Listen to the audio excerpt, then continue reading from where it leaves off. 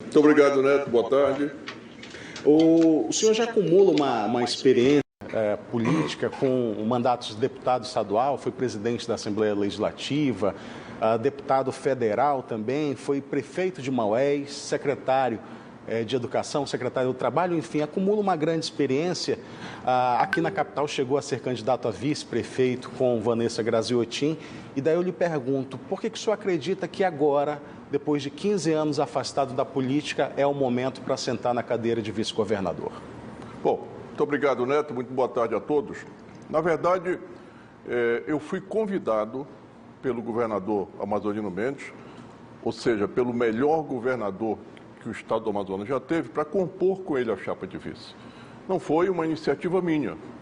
Agora, com toda essa experiência que eu tenho, com os anos que eu estive afastado da política, observando de dentro e observando de fora, o que eu posso lhe dizer? Que eu serei o vice para ajudar o governador Amazonino Mendes a fazer o melhor dos seus governos, o melhor governo da história, a dar uma outra dinâmica ao nosso estado, a cuidar das pessoas. Infelizmente, esse governo colocou o nosso estado no mapa da fome. Nós somos hoje a região mais pobre do Brasil. Manaus e a região metropolitana é considerada pelo IBGE a região mais pobre do Brasil. Então, o governo amazonino, a primeira coisa que vai enfrentar é essa necessidade, é a fome, é um programa de combate à fome que vai levar pelo menos R$450 a cada família necessitada. E as mulheres que forem arrimo de família, além dos R$450 do cartão do amazonino, receberão também um reforço de uma cesta básica. Candidato, a sua chapa aparece em primeiro lugar em diversas pesquisas que já foram divulgadas. Eu lhe pergunto, isso conforta ao senhor e ao candidato amazonino? Como é que está o empenho nessa campanha eleitoral, a quantidade de compromissos nesse período de pós-pandemia? Você sabe o que conforta? É saber que o povo reconhece o trabalho do amazonino, reconhece em vida. Seria extremamente triste para todos nós se nós tivéssemos uma população que não reconhecesse entre o melhor governo e o pior governo. O governo que criou a UEA, de um lado, e o outro, o atual, que não fez nada. O governador que construiu quase todos os hospitais do estado, e o governador que não construiu um hospital sequer. O governador que construiu as grandes escolas, e o atual governador que não construiu nada. O governador que criou empregos. À época do amazonino, nós tínhamos mais de 200 mil pessoas, trabalhadores da construção civil, com carteira assinada. Hoje chega a 20 mil. Então, esse reconhecimento que se dá ao governador Amazonino Mendes, isso é realmente confortável. E a garantia de que o povo do Amazonas terá de volta o grande governador que vai levar emprego, saúde, segurança, esperança, paz e tranquilidade para o nosso povo. O senhor falou que foi convidado pelo candidato amazonino a compor essa chapa como vice-governador. O senhor passou, como eu já disse, algum tempo longe da política, foi muito tempo do PR, hoje PL, ainda costurando dessas eleições, namorou União Brasil, não deu certo, se filiou ao PSDB. Como é que foi até chegar à consolidação do seu nome?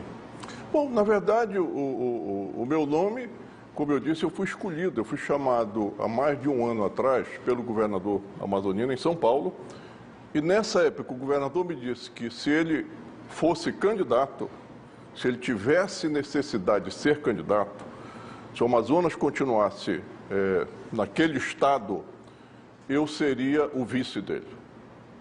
Então, o que para mim precisa ser ressaltado, a escolha do meu nome não foi fruto de conchavo, de acordo, de tempo de televisão, de recursos para a campanha. Então, quando o governador me convidou, eu disse: olha, governador, eu fico honrado, mas o senhor sabe, eu não tenho recurso para botar em campanha, eu não tenho partido político e eu também não tenho voto. porque há tanto tempo fora da política, né, já não tinha mais voto. E ele disse assim: mas você tem conceito. Onde você passou, você se ouve com decência, dignidade, algo assim. Então, o que o amazonino está pensando? Não está pensando simplesmente em ganhar a eleição.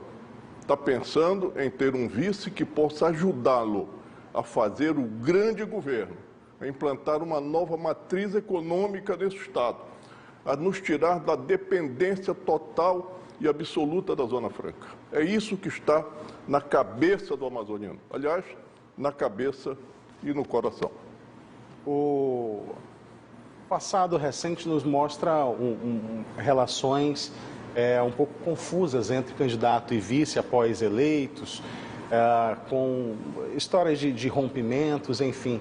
Como é que é a relação do senhor com o amazonino e se o seu papel já está bem definido após essa eleição, caso eleito? Muito bem definido. A maturidade, para quem tem humildade e pode e aprende, ensina o seguinte: quem disputa espaço com o titular, ou quem briga, não é o titular, é o vice. O vice, cumprindo a Constituição, diz que é para substituir o titular, o governador, no caso, nos seus impedimentos e na sua ausência. Então, eu vou ser um vice que vou cumprir as missões determinadas pelo governador. O governo é dele, o governador é o amazonino. Então, eu quero ser o auxiliar, eu quero ser a pessoa que vai contribuir para que o amazonino realize o sonho de fazer o melhor governo, o melhor dos seus governos. Não é por outra coisa que o amazonino se dispõe a ser candidato. Um homem com 82 anos, 4 vezes governador. Vai ser governador a 5ª vez para quê? Para satisfazer a sua vaidade? Não. É porque ele tem amor pelo povo e está vendo grande parte daquilo que ele construiu ao longo da sua vida pública ser destruído pelo atual governo. Segurança, para dar um exemplo. Nunca se teve tanta insegurança na cidade de Manaus. E o amazonino tinha estruturado a segurança. Saúde, a mesma coisa. Havia uma saúde estruturada. Apoio ao setor primário, ao produtor rural, também havia. Nada disso, infelizmente, nós temos hoje. O senhor já citou combate à fome, à insegurança, saúde. Quais são os outros problemas que o senhor elenca que vão ser atacados a partir do mês de janeiro de 2023, caso eleito? Um grande programa que vai ser implementado pelo governador amazonino será de geração de empregos. Então, o Amazonas vai voltar a ser um canteiro de obras. Há no programa do governador a construção de três grandes hospitais. Um deles, já posso adiantar, será na Zona Norte. Os outros, evidentemente, dependem de estudos mais aprofundados. Mas há também no programa do governador a construção de 10 mil residências, habitações. E vamos lembrar, quem construiu o Nova Cidade foi o amazonino. 10 mil habitações. Falo isso porque vão dizer, não, mas não vai fazer, não tem condição de fazer. Fez com recursos próprios. Quem fez a BR-174 foi o amazonino. Então, geração de emprego, especialmente pelo estímulo à construção civil e, evidente também, a preparação, sobretudo dos nossos jovens, para que eles possam ter formação técnica, possam ter qualificação para disputar esse novo mercado de trabalho que surge agora com, por exemplo, a UEA Tech. Também é proposta do governador de criar uma nova UEA ou ampliar a UEA com cursos de tecnologia voltados para esse novo mercado.